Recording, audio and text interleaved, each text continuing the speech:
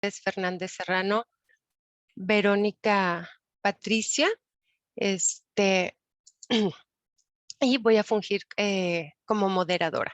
Entonces, bueno, les queremos dar la bienvenida a todos ustedes los participantes. Seguro hay jefes de departamento, de servicios educativos, orientadores educativos, coordinadores de tutorías y tutores que hoy nos acompañan. ¿Sí?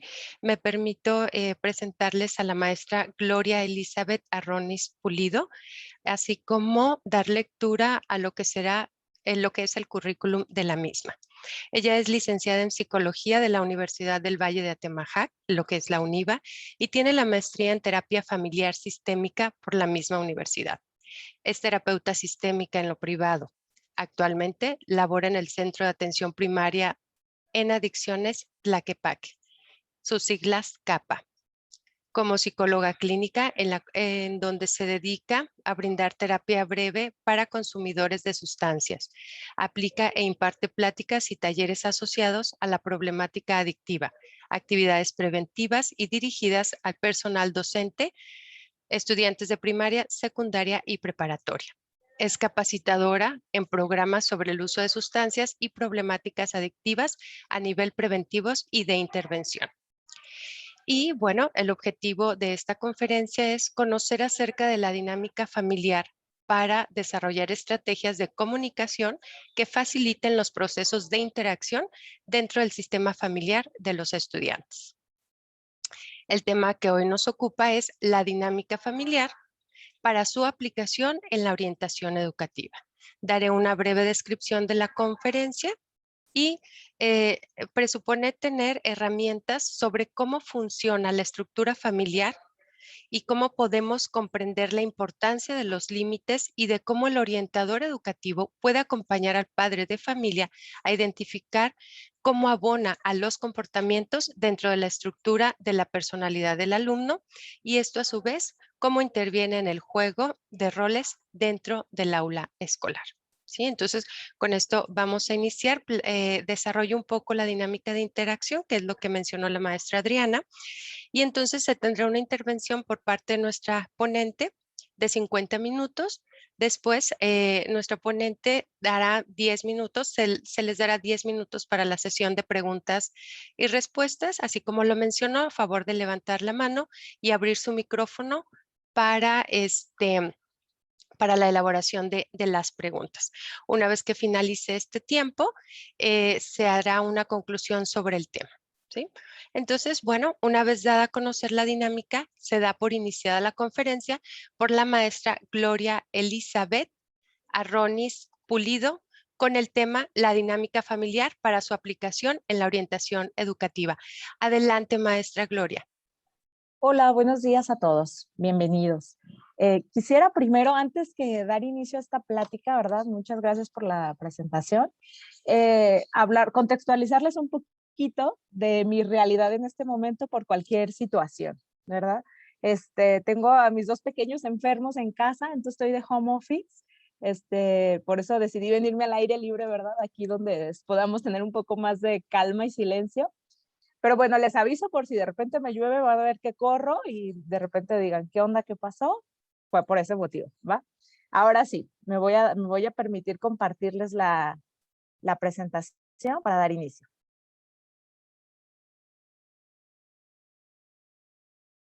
Listo. Muy bien.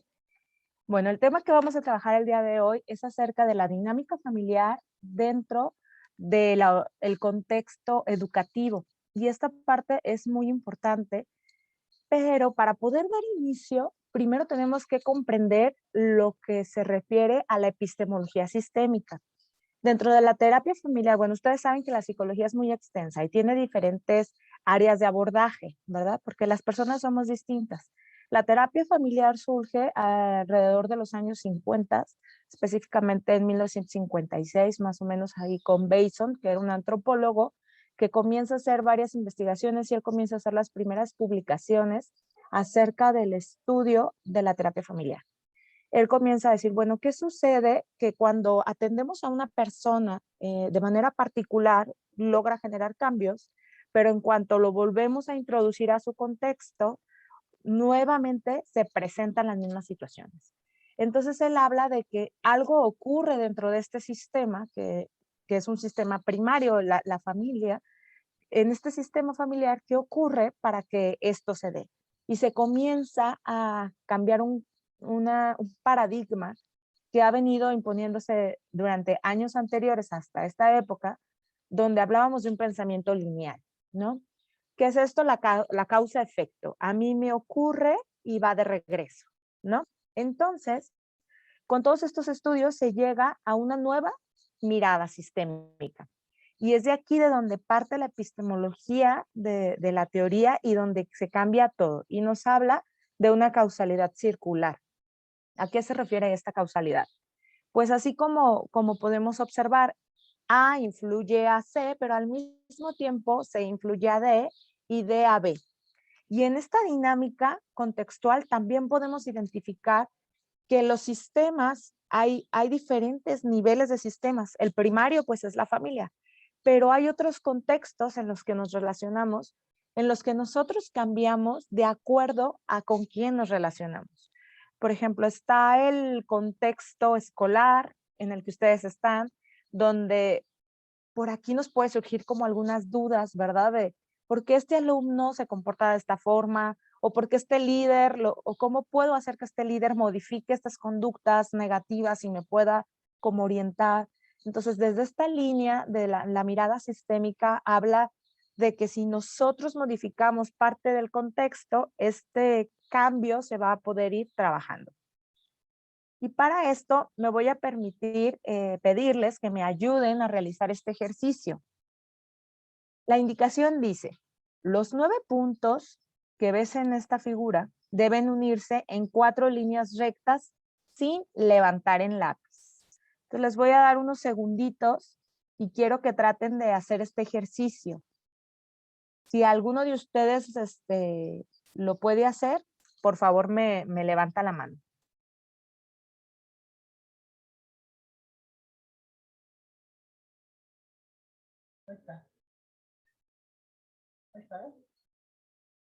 ¿No?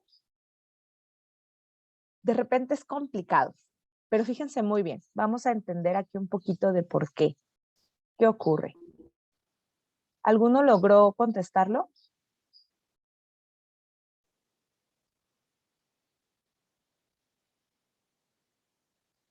Muy bien. Nos vamos a ir para acá, a la explicación. Si vemos la imagen, resulta complicado unir los puntos sin separarlo, pero ¿por qué? Me voy a regresar. Cuando vemos la imagen, pareciese que los puntos muestran un cuadrado, ¿verdad?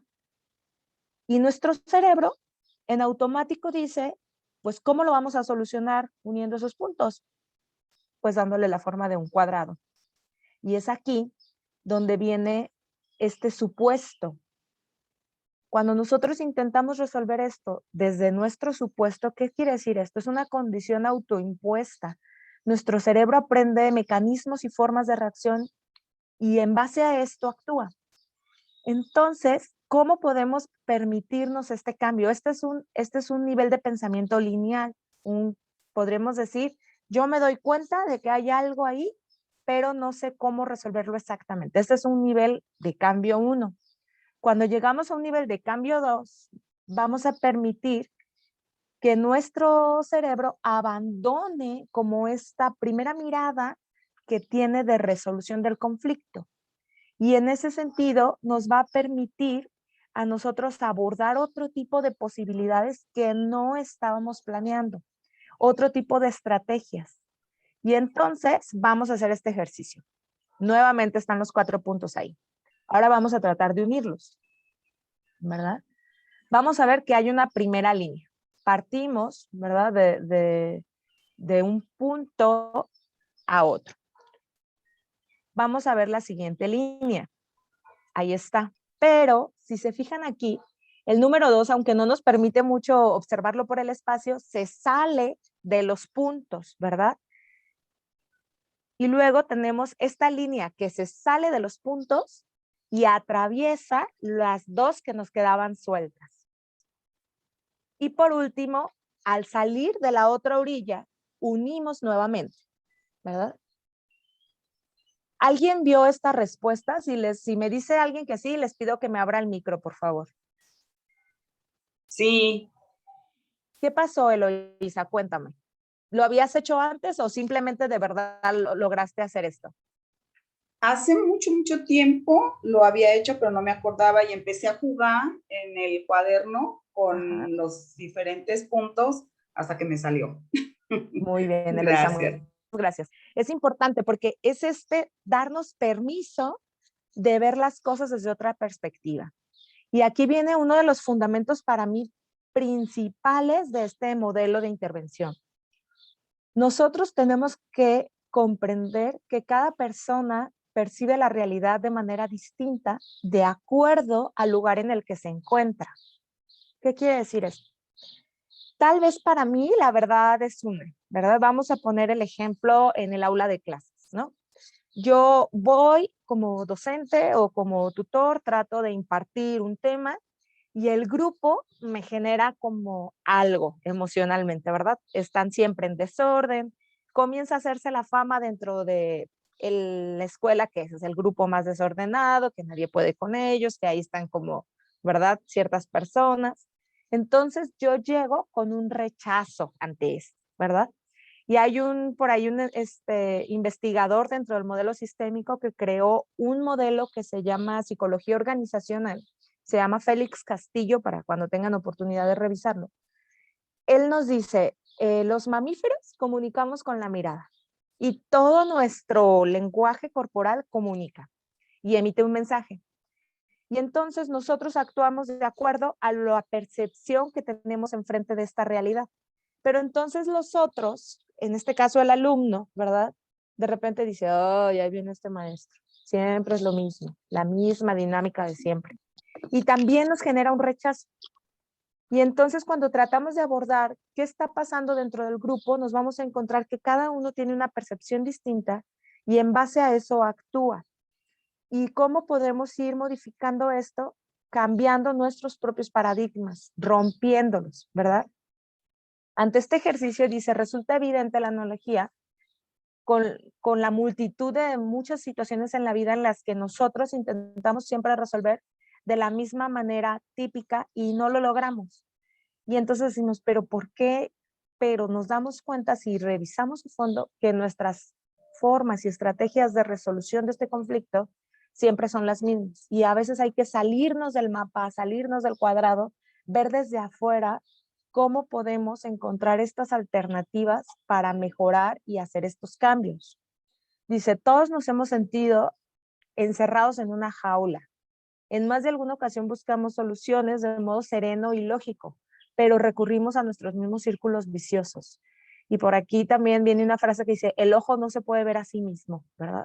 Tenemos que salirnos del foco para poder entender un poco de la dinámica y así poder encontrar una solución. El cambio 2, ¿de qué trata el cambio 2? El cambio de nivel 2. Dice, se trata de un cambio de premisas del mismo tipo lógico.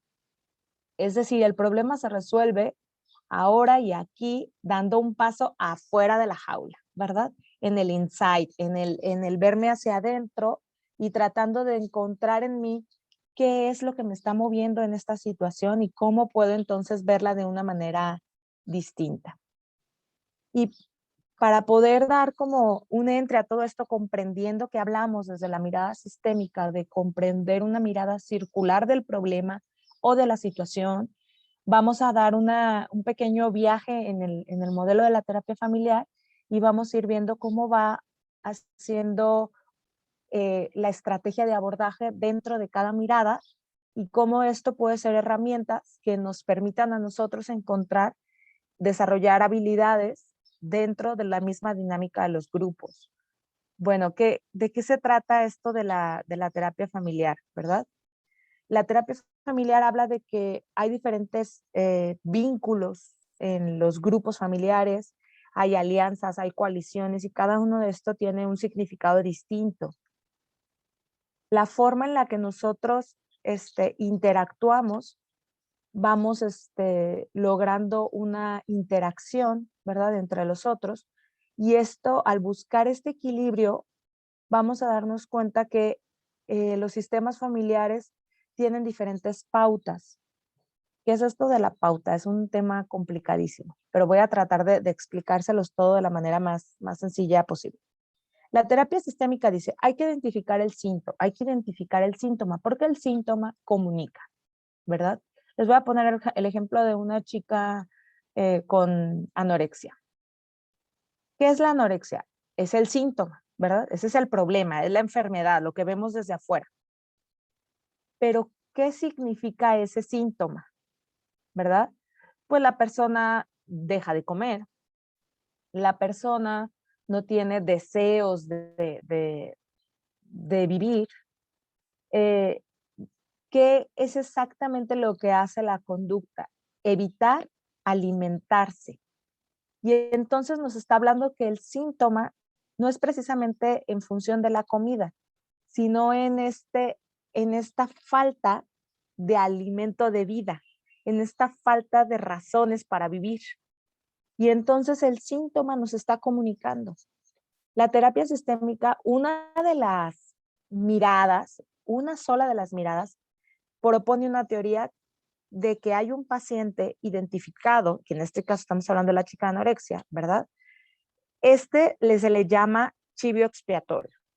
¿A qué se refiere esto? Es un miembro de la familia, según esta teoría, que decide hacer un sacrificio por el sistema familiar. Por ahí creo que ya. Gracias, Alejandra. Se había abierto el micro. Dentro de la dinámica familiar, este chivo expiatorio es una persona que dice esta teoría, decide sacrificarse por el sistema, ¿no? De repente como que nos suena muy extraña esta frase. ¿A qué se refiere? ¿Quiénes son estos pacientes identificados o este miembro de la familia que decide hacer esto? Normalmente es al que le conocemos como el enfermo. El adicto, el delincuente, el enfermo psiquiátrico, el que tiene un problema de trastorno alimenticio, el que tiene un problema conductual severo en la escuela, en el que no logramos interactuar con él, que todo el tiempo está como en picos conductuales muy elevados, nos brinca su conducta. Esta persona, dice esta teoría, decide sacrificarse por el sistema familiar. ¿Qué quiere decir esto? Que el contexto este contexto familiar en el que él está creciendo, él dice, está tan caótico, está tan insano, tan corrompido, no fluimos en él, que si yo estoy así en esta condición, todos me voltean a ver.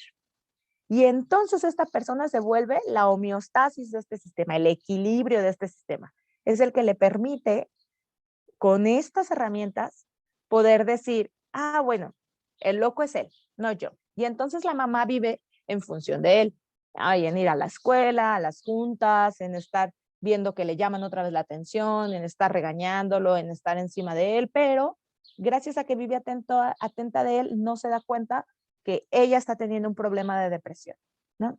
En el caso, por ejemplo, del adicto, todos viven en función del adicto, es que es el problemático, hay que buscarle ayuda, hay que hacer esto, es que no puede ser que no pueda salir adelante, ¿verdad?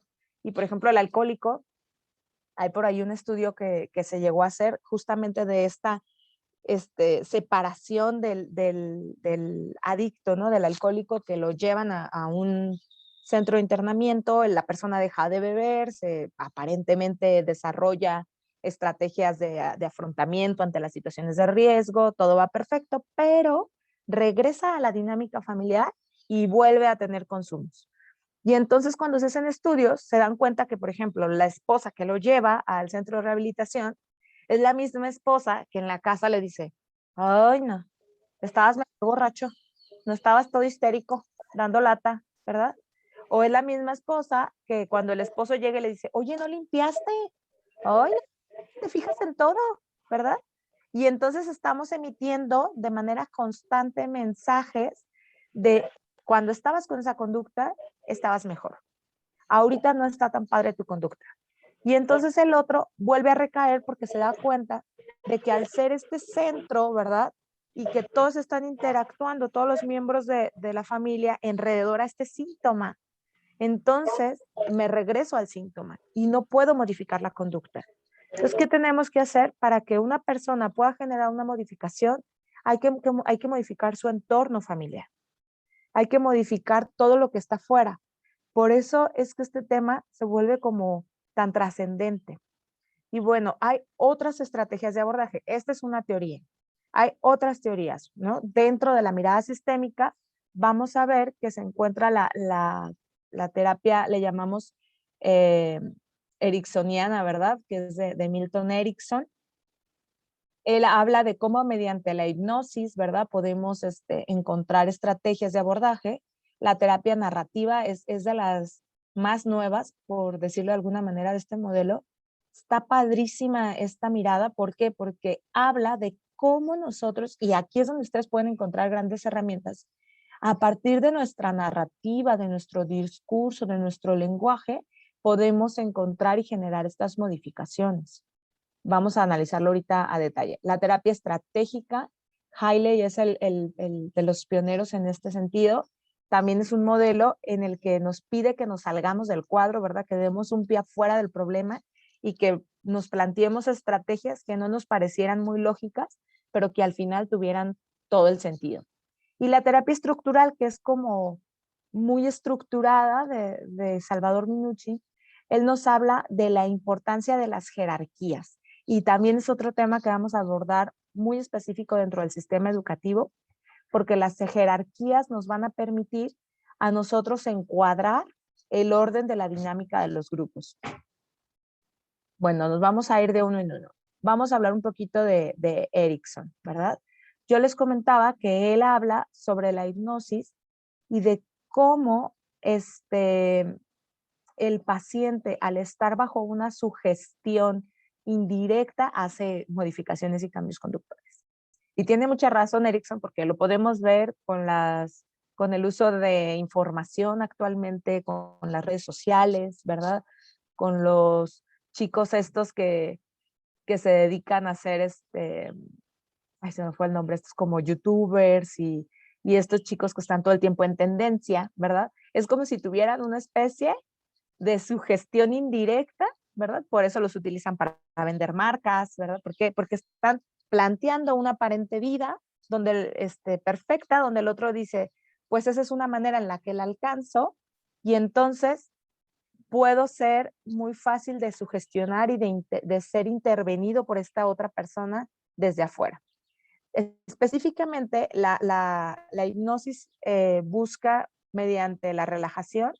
Actualmente, por ejemplo, algo que empiezan a hacer de aquí es un poquito del mindfulness, no sé si lo han escuchado. Actualmente el mindfulness es una tendencia, ¿verdad? Que nace también con el budismo y como con todas estas cuestiones de meditación, de interacción.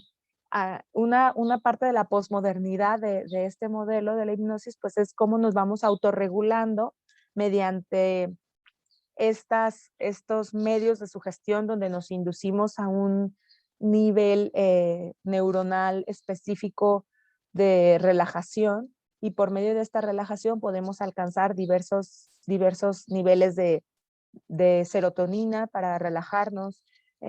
Incluso podemos encontrar espacios de reflexión, de análisis, de críticas a partir de la meditación.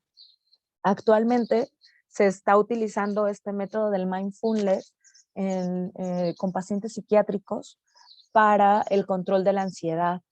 Entonces, esto del mindfulness, sí les voy a invitar, a lo mejor en la parte del taller, los que estamos en el taller, vamos a tener la oportunidad de hacer algún ejercicio con esto, pero sí sería bueno cuando encontramos la dinámica de un grupo muy alterado, muy inquieto, mediante la respiración, tomando en cuenta que la respiración es la base de todas las emociones, mediante el mindfulness, como regresarlos a ellos y poder encontrar en esta meditación, en esta calma, el poder en ellos volver a entrar de una manera más pausada y más tranquila. La terapia estratégica nos habla de los principios sistémicos organizativos y reactivos en el sentido del individuo, en el que éste se desenvuelve dentro de un contexto familiar más amplio. Aquí ya nos está hablando de otras organizaciones, ¿verdad? De otros lugares como la escuela, los amigos. Tengamos en cuenta que la personalidad se construye de una parte genética que la traemos en nosotros, de otra parte que tiene que ver con el contexto social en el que nos desarrollamos y la otra parte con lo que aprendemos en casa, ¿verdad? Con lo que observamos en la mayoría de los casos. La etapa más importante de vida de un ser humano es de los 0 a los 7 años. Y es una etapa en la que pocas veces mostramos atención. Esa es en la etapa en la que su cerebro absorbe la mayor cantidad de información, donde ponemos valores, principios. ¿Y qué hacemos en la adolescencia? Cosechamos lo que está ahí adentro, ¿verdad? Lo que pusimos. Y entonces en la adolescencia es una etapa complicada, no solo porque el adolescente comienza a utilizar partes de su cerebro que antes no utilizaba. El pensamiento en la adolescencia es muy lineal, digo, en la niñez es muy lineal. Si yo cubro mis ojos con un niño, ¿verdad? Con un niño pequeño de 3 años, si yo cubro mis ojos de 2 años, 1 año, y me tapo, ¿verdad? Un bebé cree que no me ve, ¿no? Cree que yo no lo veo. Aunque él me está viendo, cree que yo de verdad no lo veo. O si yo me voy a otro espacio y el niño está haciendo algo, no está pensando, mi mamá me está escuchando en la habitación y puedo estar jugando en el iPad y no se va a dar cuenta, ¿verdad? Porque su pensamiento es lineal, es si yo no la veo, no me ve, si yo no la escucho, no me escucha. En cambio, cuando comienza la adolescencia, comienzan a utilizarse áreas del cerebro que anteriormente no utilizábamos y empezamos a hacer una reflexión más crítica, más analítica. Empezamos a preguntarnos por qué pasan estas cosas, por qué actúo como actúo, por qué dejo que los demás influyan en mí. Y entonces es aquí donde si pusimos buenas bases, vamos a cosechar buenas cosas. Pero a veces como padres creemos que lo que ponemos es lo que decimos que se debe de hacer. Y no funciona así. Los niños absorben de los padres no lo que dicen, sino lo que hacen. Nosotros los modelamos con nuestro comportamiento. Si nosotros no tenemos un buen control de nuestras emociones, ¿cómo esperamos que nuestro hijo tenga un buen control de sus emociones? Y entonces hablamos aquí de la pauta, vuelvo a nombrárselas, ahora se las explico. La pauta es algo que nosotros establecemos dentro del sistema familiar como una forma de comunicación. Les voy a dar un ejemplo. Una pareja de recién casados que constantemente están discutiendo. Y encontramos que la pauta es, en la casa de ella, la familia, cuando tiene un problema, lo habla, lo dialoga, ¿no? En la casa de él, cuando hay un problema, la familia guarda silencio, se esperan a que el otro lo procese y entonces dialoga. Entonces, ¿qué pasa con el primer problema que tiene esta pareja? Pues ella, ¿qué hace? Ella viene de una dinámica familiar donde la pauta de resolución del conflicto es hablar, dialogar, afrontar. Y él viene de una dinámica familiar en donde hay respeto, se escucha, se guarda silencio, se analiza y se responde. Entonces, ante este primer problema, ella va y lo persigue, ¿no? Es que dime por qué estás así, qué te está pasando, no encuentro esto, qué me pasa. ¿Y qué pasa con el otro? Guarda silencio. Para ella, la acción de él de guardar silencio es una agresión. Y para él, que ella esté gritando encima de él, queriendo una respuesta, es una agresión. Y es aquí donde les digo que la realidad se ve de un lugar distinto, de acuerdo en el lugar en el que me encuentro. ¿Quién de los dos tiene la razón? Los dos, porque los dos están viendo una mirada distinta del problema. Pero la pauta es esta forma en la que se soluciona este conflicto. Entonces, esta pauta a veces la repetimos de generación en generación en generación. Y entonces nos vamos a encontrar con que de repente hay sistemas familiares. Al final de esta presentación les voy a explicar un poquito sobre el genograma. Cuando hacemos un análisis del sistema familiar nos damos cuenta que hay personas en las que hubo un suicidio en un hijo de tal generación y 4 generaciones más, el hijo no sabe de la existencia del suicidio de esa generación, pero se vuelve a repetir ese suicidio. Y entonces decimos, ¿qué está pasando en este sistema familiar? Estamos repitiendo una pauta transgeneracional, ¿verdad? Se va de una generación a la otra.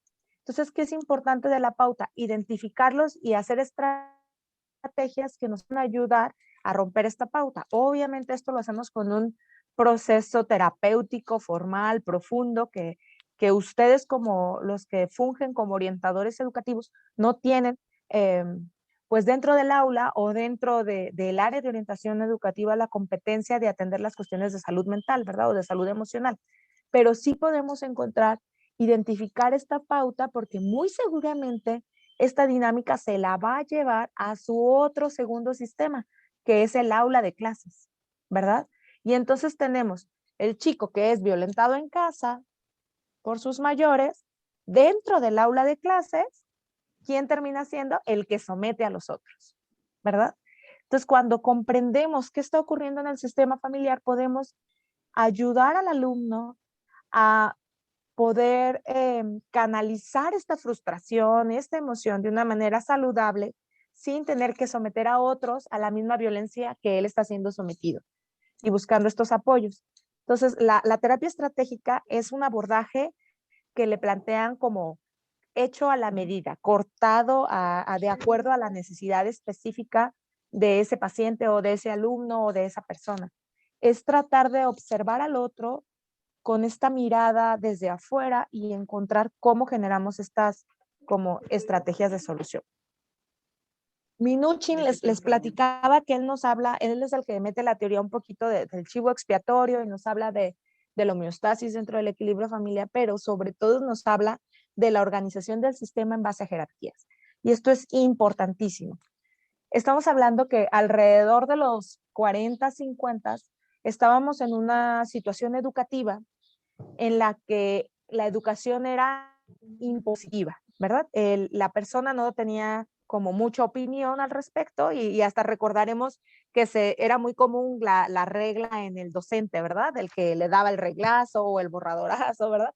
Y entonces la violencia era permitida, era común, era militarizada esta educación, ¿verdad? En el que yo soy la autoridad y tú tienes que obedecer. ¿Qué generó esta educación, perdón, militarizada? Pues generó una ruptura, ¿verdad? En el sistema que viene abajo, ¿verdad?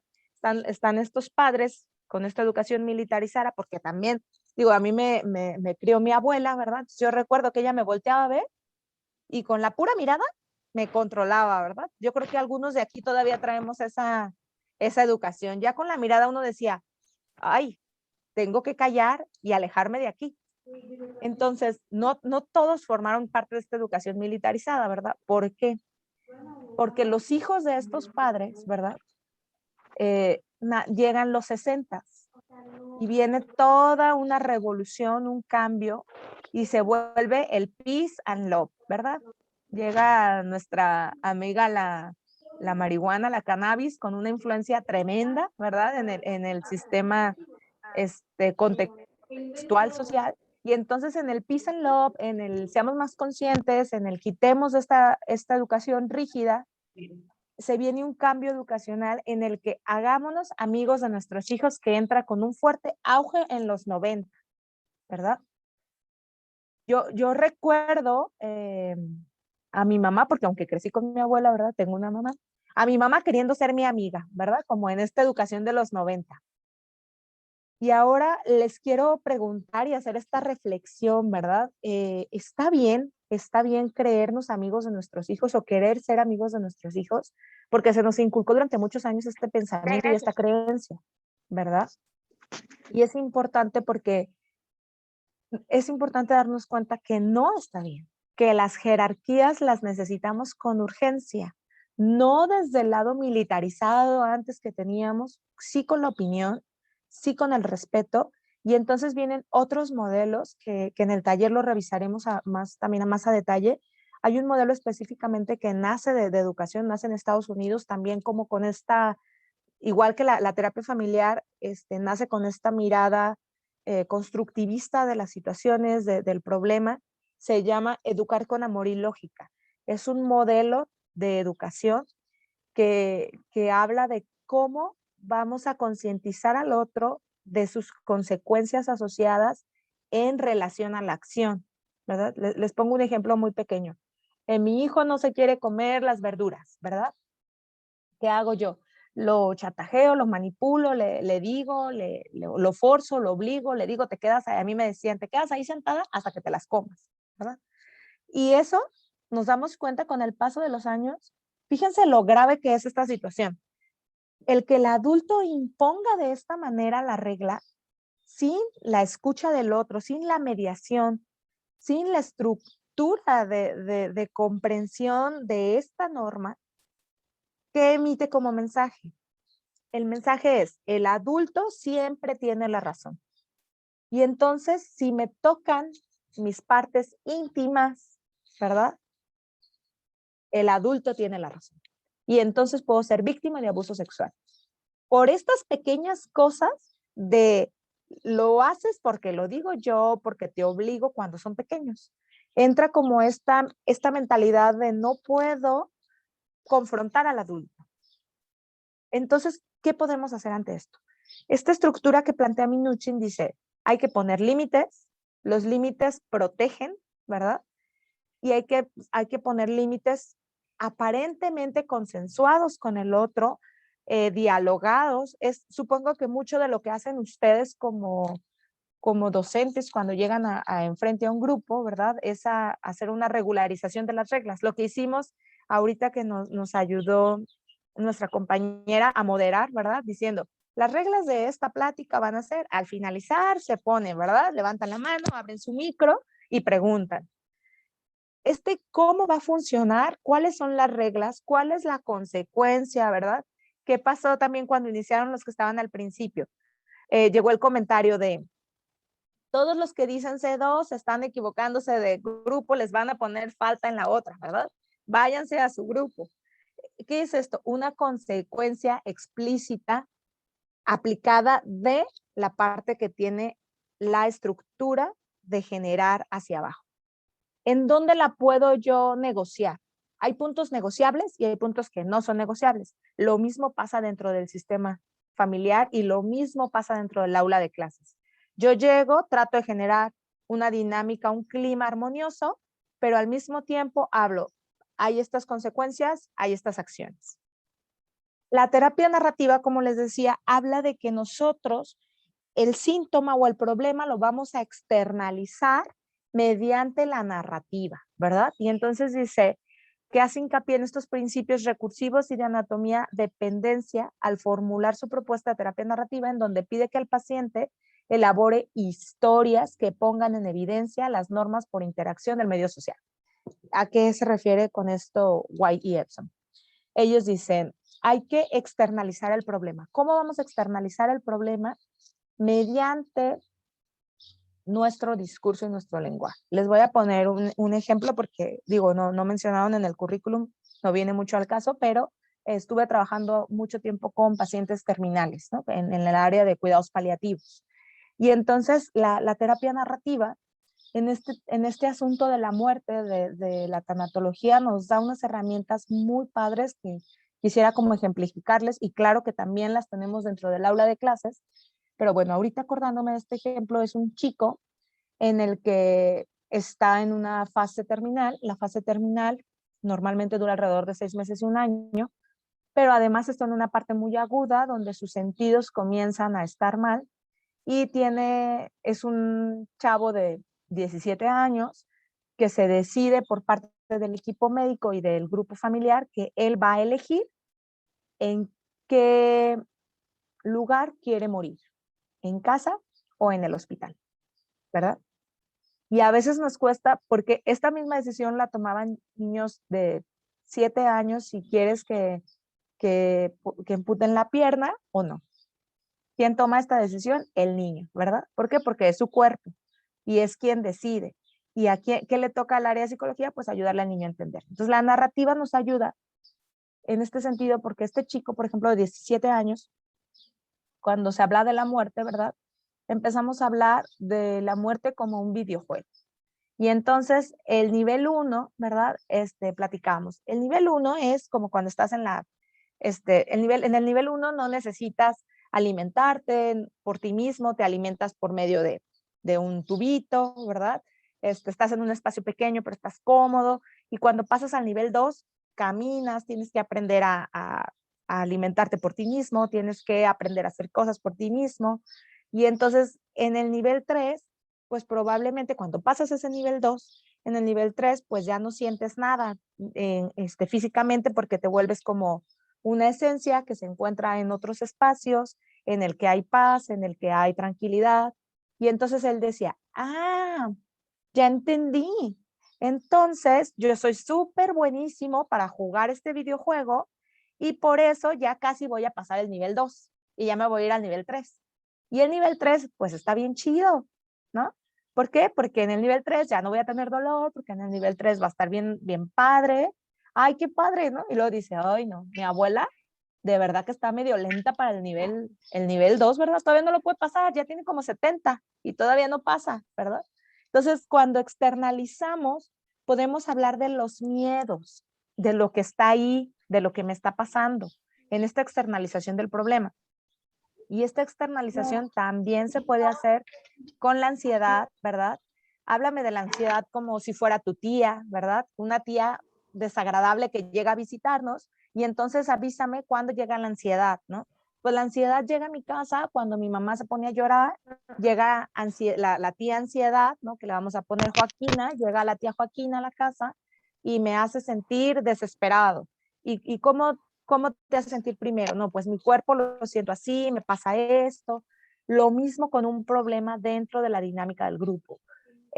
Identificamos cuál es el problema, si el problema es de comunicación, ¿verdad? Porque todo lo que estamos hablando ahorita, que es la base de la terapia sistémica, habla de las relaciones con los otros, el cómo generamos esta comunicación. Y en base a esto, estos jóvenes al identificar desde esta terapia narrativa cuál es mi historia, ¿verdad? Y viene aquí este ejercicio. Nosotros tenemos, imaginémonos que en este cuadrante que tienen enfrente está nuestra vida, ¿verdad? Y estas X que estamos viendo son sucesos significativos que hemos vivido que son importantes para nosotros, ¿no? Desde el día cero, ahora sí que si han visto la película de Intensamente, ¿verdad? La caricatura, buenísima para explicar todos los procesos cerebrales. Dice, guardamos desde el momento 1 que vemos a nuestra mamá, se guarda todo en nuestro cerebro. Pero nosotros, como les voy poniendo estas líneas, elegimos qué historias contarnos, ¿verdad? Y a esto la terapia narrativa le llama historia dominante. ¿Qué es la historia dominante? Son las situaciones dentro de mi historia de vida que me llevan a actuar de la manera en la que actúo, que me llevan a tener estas creencias tan arraigadas, tan estructuradas, tan firmes, y nos vamos a encontrar con personas, por ejemplo, recuerdo porque estuve hace mucho tiempo también trabajé en el CETI, en orientación educativa, y recuerdo cuando trabajábamos con los maestros de física, por ejemplo, que sus procesos de aprendizaje de algunos, no digo que de todos, era como muy lineal de A al efecto B y B a C. Entonces, de repente, como comprender esta parte de la mirada del alumno era muy complicado, era de, no, si no pasan, porque allá el examen, bueno, cuando yo trabajé ahí, que fue hace como 12 años, el examen valía el 70% de la calificación. Y si reprobaba todo el salón, ¿verdad? El maestro no se daba cuenta que el problema era de él también. Y nosotros decíamos, ¿cómo es posible que repruebe todo el salón? Porque no estudiaron, ¿verdad? Era la perspectiva de repente del maestro. No, pero a ver, ¿qué crees que sucedió, verdad? Y tiene que ver con esta historia dominante. Yo tengo una historia dominante donde en mi vida aprendí que el examen refleja lo que aprendió el otro. Entonces, si el examen no lo está reflejando, pues no aprendió. Y nos metemos en este pensamiento lineal. Y así como esto tiene que ver con todo en nuestra vida, si yo no me sentía amada, si yo no me sentía aceptada, si fui víctima de violación, si si fui producto de un abuso sexual o de una violación, si mi papá consumía drogas, si mi mamá fue violentada, yo soy así porque pues pobrecita de mí con esta historia, ¿verdad? Entonces cuando nosotros, el modelo de la narrativa busca que identifiques tu historia dominante y que te des cuenta que dentro de este mismo marco de vida, estas crucecitas, hay otras historias que no estás viendo, pero que están ahí, ¿verdad? Que tu mamá no fue tan mala, que también se salía a trabajar por alimentarte, por estar contigo, que tu papá se fue, pero que gracias a que se fue, creciste con otras personas que te dieron un mejor soporte y entonces le llamamos historias alternativas. Y esta misma persona que tenía esta historia dominante, que es la línea morada, que me voy hacia una dirección, puedo cambiar de historia de vida yéndome hacia otra dirección, viendo otros puntos dentro de mi misma historia. Y esto mismo pasa con la dinámica de grupos y en el aula escolar. Si nosotros cambiamos la mirada del grupo conflictivo por un grupo pues muy activo emocionalmente y le cambiamos el foco y tratamos de ver que ha tenido buenos momentos y tratamos de regresarle esos buenos momentos, contextualmente vamos a provocar esos cambios. Bueno, ahora sí, la familia ya como sistema, ¿verdad? Hay diferentes investigadores dentro del modelo sistémico. Boscolo es otro, ¿verdad? Que él habla que la enfermedad es el síntoma y como les dije, es la manera en la que las familias se estructuran, se mantienen, dinamizan y relacionan. La familia es considerada como un sistema porque dentro de este sistema cada miembro le influye el uno al otro, ¿verdad? Por ejemplo, en un automóvil, si el automóvil no funciona, ¿verdad? No arranca, pues porque el motor no sirve o porque no tiene suficiente aceite o porque le hace falta, no sé, qué tantas cosas. Una sola pieza que no funcione hace que el carro no arranque. Lo mismo pasa dentro de la dinámica de los grupos. Una pieza que esté contaminada o que esté mal hace que no funcione y hace que se modifique la dinámica de interacción y la pauta. Este es un libro que se llama Estrategia de abordaje del arte del cambio de Paul Václavic. Es buenísimo, te los recomiendo también. Nos habla sobre cómo dentro de esta dinámica de los grupos vamos a generar, dice el arte del cambio porque dice necesita conocimiento y esfuerzo, ¿verdad? Es como el amor, no es tan fácil. Necesito conocerme a mí mismo, conocer mi historia y por ahí también nos dice, quien no conoce su historia está condenado a repetirla, ¿verdad? ¿Qué quiere decir esto? Pues que nuestra historia no nos determina si somos conscientes de ella. Pero si no estamos conscientes de ella y solo vamos viviendo, pues entonces actuamos de formas que no sabemos por estas pautas transgeneracionales que traemos arraigadas dentro de nuestro sistema social y familiar y por eso actuamos como actuamos.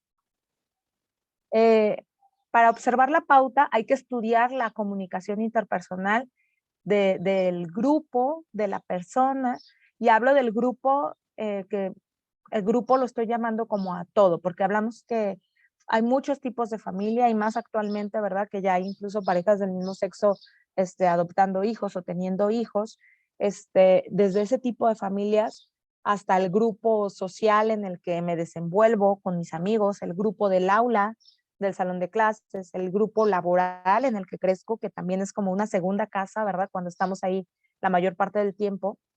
En este grupo, lo primero que hay que hacer es observar la comunicación interpersonal. Cómo este sujeto que estoy intentando apoyar o ayudar o esta persona se relaciona con los otros. ¿Es pasivo, es agresivo, es observador? ¿Cómo actúa? Estudiando la comunicación es posible que identifiquemos las patologías. ¿Qué es esto de patologías? Es como estas formas inadecuadas de comportamiento, ¿verdad? Decimos, es una persona y aquí hablamos, gracias. Maestra. Y aquí hablamos de cómo esta persona nos permite evaluar esta patología a partir de la observación. Aquí viene un abordaje que podemos hacer con el paciente, ¿verdad? Cuando es en la consulta, a los que son directamente orientadores, pues son su primer contacto. Vamos a hacer un estudio de la interacción, cómo actúa el sujeto consigo mismo y con el mundo, y cómo funciona ante el problema y cuáles son sus soluciones intentadas para poder, mediante las soluciones intentadas, encontrar las soluciones prácticas.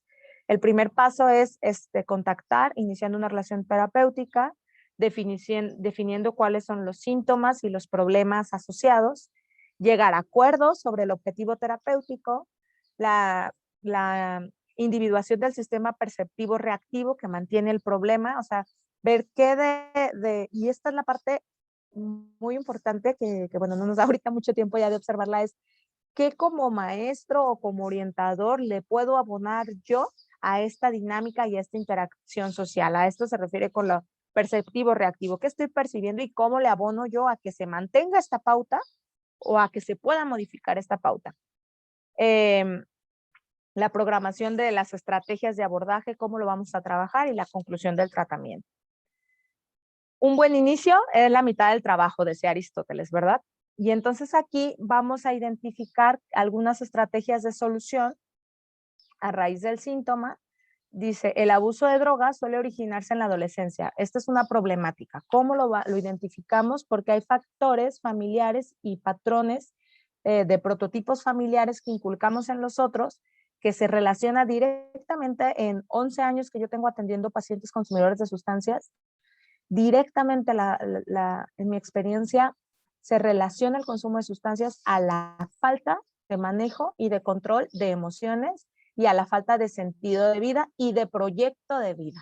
Y ahí tienen ustedes una chamba tremenda, porque la escuela es el principal motivador y gestor de cómo podemos evaluar y hacer un proyecto de vida que me permita tener una vida mejor, ¿verdad? Y bueno, algunos patrones prototipos en la conducta adictiva, específicamente hablamos que las madres son apegadas, son indulgentes, son sobreprotectores, y el padre suele ser distante, débil o ausente. Este tipo de patrones, les pongo este ejemplo de la adicción porque es un tema que domino muy bien, este tipo de patrones familiares, cuando los identificamos, la madre es apegada, es indulgente, sobreprotectora, ¿qué hay, verdad? Y hay un padre que es distante, que es débil, que es ausente. Entonces, ¿qué hay? Pues un chico que no sabe controlar sus emociones, que viene con esta desalfabetización, emocional, y entonces es fácil que caiga en las drogas, en la violencia, en la delincuencia, y por eso ustedes tienen como esta posibilidad de moldear esta situación. Bueno, vamos a ver que ante el cambio hay resistencias, y en estas resistencias, al identificarlas, podemos, perdón, se me está acabando la pila aquí del teléfono, de la computadora, no me había dado cuenta. Y bueno, vamos encontrándonos con que vamos modificando esta narrativa, y justo aquí quiero esta parte del genograma, que lo vamos a trabajar en el taller, pero quería que por lo menos lo observaran y lo conocieran. El genograma familiar es una técnica muy específica que nos permite conocer las alianzas y el tipo de relación que tiene la persona que estamos tratando de comprender o de estudiar ante los demás. Y esta simbología nos permite hacer como un diagrama en el que podemos comprender qué está ocurriendo, con quién tiene alianzas, y estas alianzas utilizarlas nosotros para el abordaje. Si es más, tiene mayor cercanía con la mamá, pues cito a la mamá, ¿verdad? Si hay distanciamiento con el papá, pues trato de involucrarlo de una manera diferente. ¿Cómo voy haciendo estas acercamientos, como conclusiones? Bueno, la repercusión que tiene el conocer el sistema familiar dentro del ámbito educativo, ¿verdad? Pues es muy diverso, sobre todo en función de las jerarquías, de la estructura, de la modificación de estas como pautas dentro del aula de clases. Bueno, la familia, como lo vimos, se organiza de diferentes funciones, y cada función tiene un rol específico que cuando nosotros identificamos este rol dentro del aula, pues podemos también encontrar estas soluciones. Y bueno, aquí son algunas de las bibliografías que estuve utilizando para esta presentación. Quisiera terminar con esta frase de Humberto Maturana. Él es un biólogo que ha hecho grandes aportaciones también a la terapia sistémica. Él tiene grandes estudios e investigaciones, se los recomiendo también que le den ahí una observación, y dice: yo soy absolutamente responsable de lo que digo, pero irresponsable de lo que tú escuchas. Sin embargo, es mi responsabilidad cotejar constantemente lo que yo digo con lo que tú escuchas, ¿verdad? Por mi parte sería todo. En lo que nos organizamos con las preguntas, me voy a mover para conectar la computadora. ¿Les parece? Bien, adelante. Muchas gracias, maestra Gloria. Esperamos un momentito. Aquí uno de los maestros había preguntado en el chat sobre el libro de Paul Václavic y es el Ajá. de llamado arte El del arte del cambio. cambio. ¿Sí, verdad? Ok. Así es. Ujú. No sé, algún profesor en este momento que desee levantar la mano para alguna pregunta.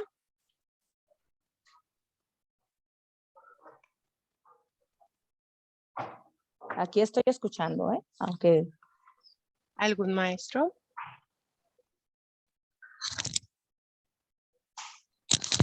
Solo abriría su micro, maestro? Ok.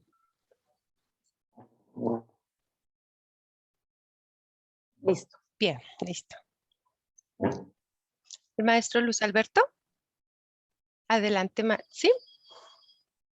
Oh, ok. Aquí yo te estoy observando. Déjame checar. ¿Alguien más? A ver, permíteme revisar aquí en el... Está Rafael Martínez por ahí. A ver, Rafael Martínez. ¿Quiere abrir su micro, por favor? Sí, muchas gracias. Buenas tardes a todos, maestra Gloria, gracias. La pregunta es la siguiente. ¿Cómo se puede inculcar los principios y valores a alumnos de preparatoria? Rafael, estás haciendo una pregunta muy interesante porque es muy difícil, porque ya no podemos inculcar, acompañamos. Es una etapa en la que ya no son esta esponjita en la que podemos como poner lo que nosotros queramos, ¿verdad? Que les hablaba que es de los 0 a los 7 años. Entonces nos toca dar un acompañamiento, como si hiciéramos un acompañamiento guiado con alguien, ¿verdad? De esto funciona así, esto funciona así. Dentro de esta dinámica de grupo tenemos que actuar con estos principios, con estos valores y cómo mediante el ejemplo, ¿verdad? En el que si yo estoy pidiendo que se mantenga un clima de respeto y alguien está hablando y yo ignoro que está hablando, ¿verdad? Entonces tengo que prestar atención a eso. Recuerdo, por ejemplo, en la universidad un maestro que decía, una compañera decía, estudié en la UNIVA, ¿verdad? Entonces, pues hay de todo ahí en esa escuela. Y decía una compañera, ay, cómprate un cochinito y ahórrate tus comentarios, ¿verdad? Y este maestro se reía del comentario de la alumna, ¿verdad? Y de repente con él, la dinámica de grupo se empezó a romper y ya nadie quería participar, ¿no? ¿Por qué? Porque no ponía un límite a este tipo de conductas, sino que se unía a este tipo de conductas. Aunque él no lo decía, era partícipe. Entonces, ¿cómo podemos hacer esto? Mediante el acompañamiento, no uniéndonos a este tipo de acciones, deteniéndolas en este momento, ¿verdad? Si está hablando una persona y alguien más por acá habla, soy cuidadoso y respetuoso diciéndole, ¿me permites? Y me regreso al otro, ¿verdad? Oye, quedamos en un acuerdo de respeto. Te pido que guardes silencio porque estamos escuchando a tu compañero. Pero hago contacto visual, le doy toda la atención en ese momento, ¿verdad? Ok, ¿estamos de acuerdo? Sí, ok, gracias. Perdón, me regreso. ¿Qué pasó? ¿Sí me explica? Rafaela, tu pregunta. Sí, muchas gracias. Por nada. Tenemos a Aidet también. Adelante, maestra Aidet. Sí, yo quisiera preguntar, más bien si saber si existe algún tipo de instrumento o algún programita o algo así como de intervención en este sentido, porque me parece muy importante pues el nivel familiar, ¿verdad? O sea, observar cómo el niño viene de un sistema y dentro del aula es parte de otro sistema.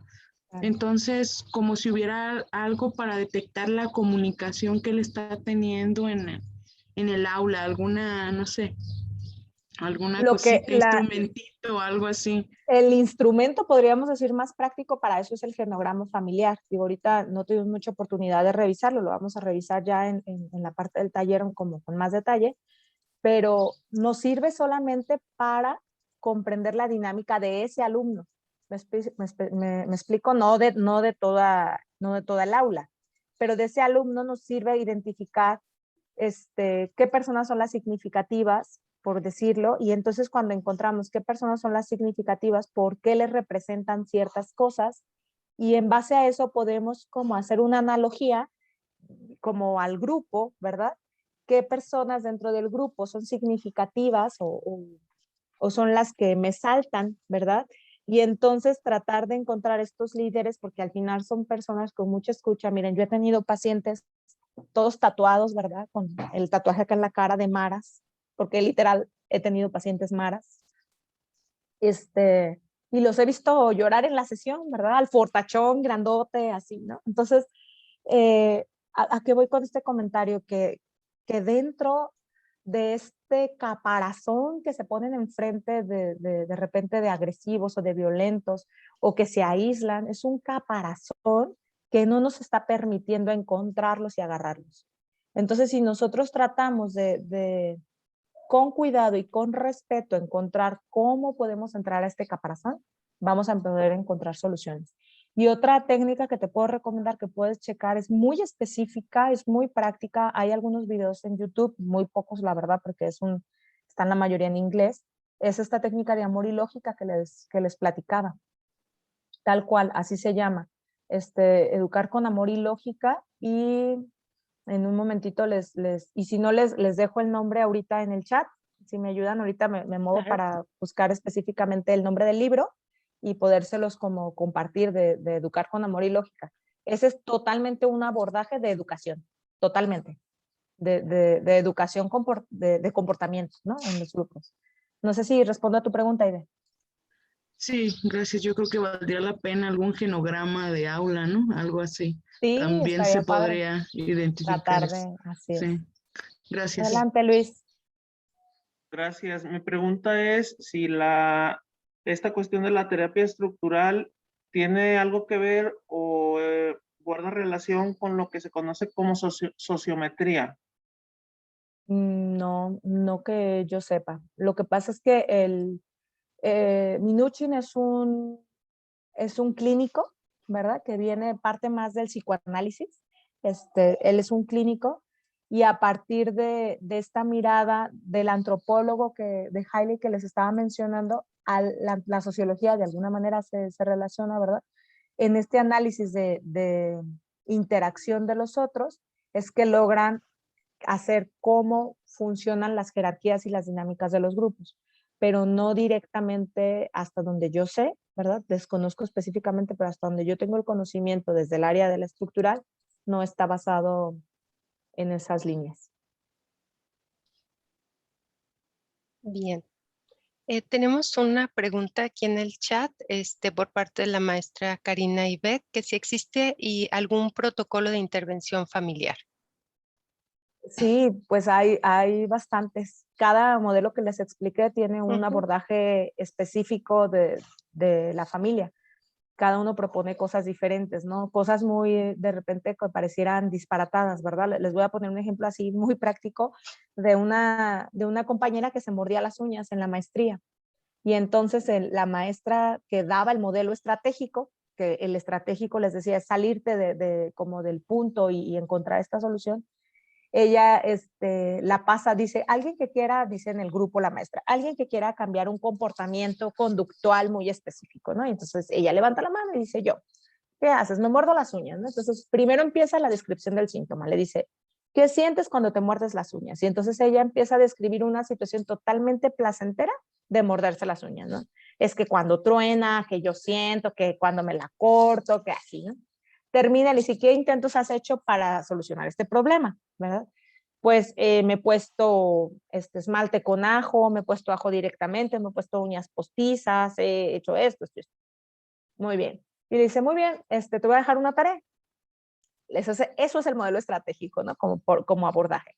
La tarea es, vas a seguirte mordiendo las uñas, pero me las vas a guardar en un frasquito y la siguiente semana vemos cuántas juntas, ¿no? Yo voy por ahí del miércoles, jueves a la universidad y me la encuentro y le digo, oye, me encontré este frasquito súper bonito, te lo traje para que guardes tus uñas, ¿no? Y me dice, es que ya no me las he mordido. Y yo me reí, ¿verdad? Y le dije, ya entendí. Es que yo no entiendo por qué no me las estoy mordiendo. Y yo ya entendí, ¿no? Pero es que no entiendo, explícame, no lo entiendas, porque si lo entiendas, vas a dejar de hacerlo, vas a volver a hacerlo, ¿verdad? ¿Qué fue lo que pasó ahí? Le cambiaron el sentido. Ya no se mordía las uñas porque ella quería, sino porque le estaban dando una indicación de que se mordiera las uñas y dejó de tener sentido porque ya no era de ella, era de otra persona. ¿Me explico? Entonces, cada modelo, la terapia sistémica es muy amplia, pero específicamente tiene 4 líneas de acción, que son los modelos, que son como, y cada modelo tiene su propio manual, ¿verdad? Su propio manual de abordaje. El estructural tiene una forma de abordar, el estratégico tiene otro, ¿verdad? Porque dependen de diferentes escuelas. Por ejemplo, el estratégico es la escuela de Milán, son como los postuladores teóricos que comenzaron a hacerlo y cada uno tiene una estrategia de abordaje. Si la pregunta va en base a si hay uno general, no hay uno general porque depende de cada abordaje desde la mirada en la que se quiera encontrar. Y con mucho gusto podemos apoyarles, voy a dejar ahí mi correo, podemos ayudarles buscando bibliografía si alguien está interesado como en algún abordaje en específico. Y hay libros que les digo, viene tal cual, paso A, paso B, paso C, ¿verdad? De abordaje. Muy bien, creo que ya no hay preguntas por aquí, entonces en caso de que hubiera alguna más que nos la pudieran hacer llegar y nosotros se la haríamos llegar a la ponente para que en algún momento fuera contestada. Sí, entonces bueno, Claro. muchísimas gracias, maestra Gloria Elizabeth, es sumamente interesante y muy apasionada la charla que nos acaba de impartir y sobre todo como todas estas opciones que existen sobre el abordaje para los síntomas, ¿no? Que son los que se van a identificar. Entonces, bueno, como conclusión podría mencionar yo lo siguiente, de que nosotros como docentes o como orientadores educativos, que básicamente es de donde viene el tema, sobre la importancia de identificar la estructura familiar y cómo esta estructura familiar va a ir estableciendo una interacción entre ellos y al generar esta interacción, cómo se organiza y al organizarse se van a ir estableciendo tanto lo que son los límites que le permitirán al sistema protegerse, ¿no? Y bueno, me gusta esta parte donde se menciona que la familia es considerada como un sistema. Funcionan y como bien lo mencionó maestra, con uno que deje de funcionar o haga una cuestión, algo diferente, se va a ver afectado todo el sistema. Entonces, esta parte con lo que yo quisiera cerrar es tanto la interacción familiar genera una forma de interacción dentro del mismo, pero también la escuela. Sí, también la escuela y la forma en que nosotros como docentes nos relacionamos con los jóvenes y las oportunidades que nosotros podemos tener de identificar alguna situación y poder derivar a los que son los expertos para poder brindar una mejor atención a los chicos, sobre todo con esta nueva situación que se nos viene, ¿no? Del regreso a clases y la problemática a la que posiblemente nos vamos a enfrentar y con algunos síntomas quizá desconocidos o poco manejados por la mayoría, ¿no? Entonces, bueno, muchísimas gracias, maestra Gloria Arronis. No, por nada, aprovecho para hacer el comercial, ¿verdad? Sé que Díganme, maestra.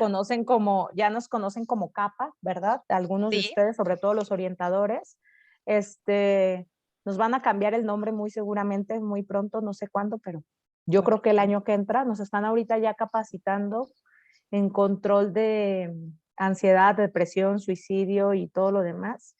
Nos vamos a volver clínica de primer nivel en salud mental. Yo creo que esto va a comenzar a ser el siguiente año. Vamos, supongo yo, a sustituir un poco como a los CAISAME y vamos a seguir atendiendo la problemática de adicciones.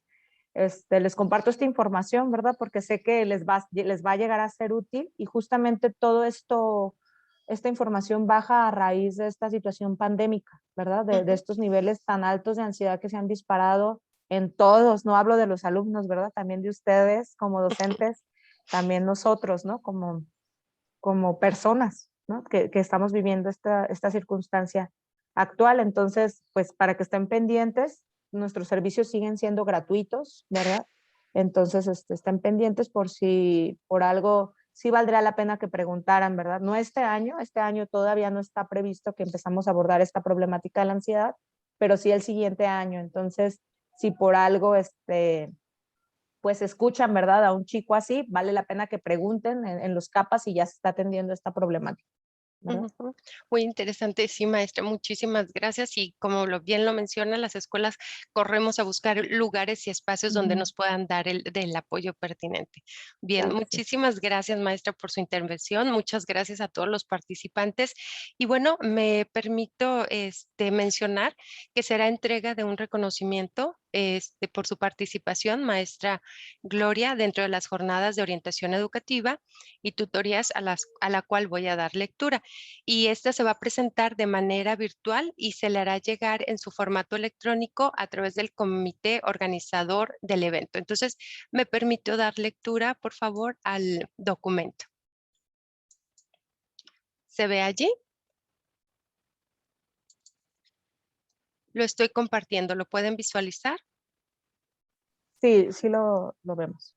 ¿Sí lo ven? Muy bien. Entonces, bueno, dice la Universidad de Guadalajara, a través del Sistema de Educación Media Superior, otorga la presente constancia a la maestra Gloria Elizabeth Arronis Pulido por haber impartido la conferencia La Dinámica Familiar para su aplicación en la orientación educativa, en las jornadas de formación y actualización de orientadores educativos y tutores 2021.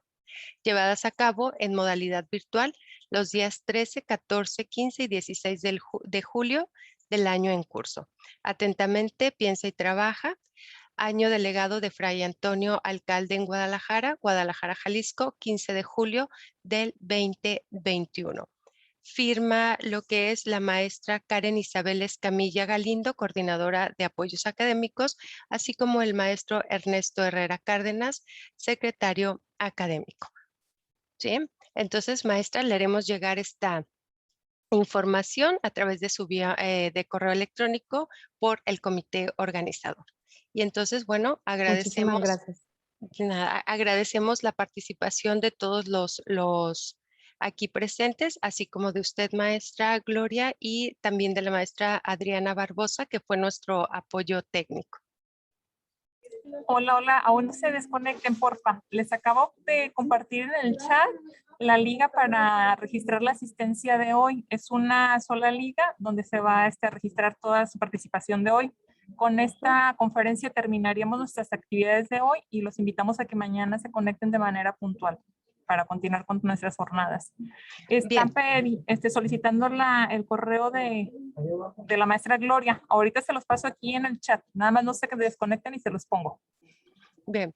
Maestra Adriana, nada más para mencionar que tienen 45 minutos para contestar su asistencia. Una vez que pase este tiempo, bueno, pues ya no quedará registrada, ¿verdad?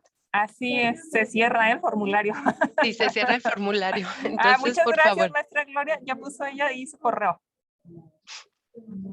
Por nada, hasta luego, mucho gusto. Sí, muchas gracias a todos. Bien, hasta luego, muchas gracias. Gracias. Gracias, buen día a todos. Igual. Gracias, buen día.